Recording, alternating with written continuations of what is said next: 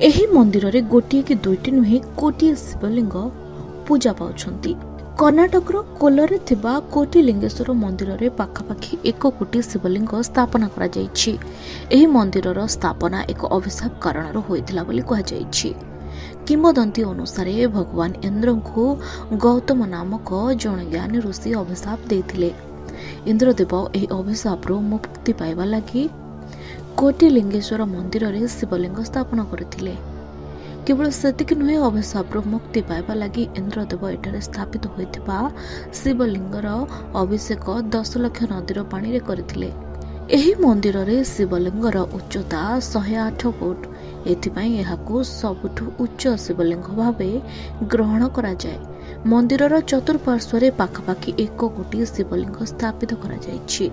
एथि सहित देवी माँ श्री गणेश और श्री कुमार स्वामी प्रतिमूर्ति मध्य रहिछि। छोट छोट शिवलिंग मझिरे नंदी भगवान को मूर्ति रहिछि। एही मंदिर रे दिनकु दिन शिवलिंग संख्या बढ़िबार लागिछि। लोके निज मानसिक पूर्ण हैला परे एठारे शिवलिंग स्थापना करिबार लागिछन्ति। यार कारण हेउछि जे एठाको आसुଥିବା भक्त माने सेमानकर कोनोसी इच्छा मागंती एवं जेते बेले सेमानकर विश्वास किंबा इच्छा पूर्ण हुए सेते बेले सेमाने निज नामरे 1 फुट रु 3 फुट पर्यंत शिवलिंग प्रतिष्ठा करंती। कोटिलिंगेश्वर धाम मंदिर परिसर थिबा 2टी वृक्ष रे हळदिया सूता बांधिवा द्वारा प्रत्येक इच्छा पूर्ण हुए बोली एठाको आसीथिबा भक्त माने कहंती।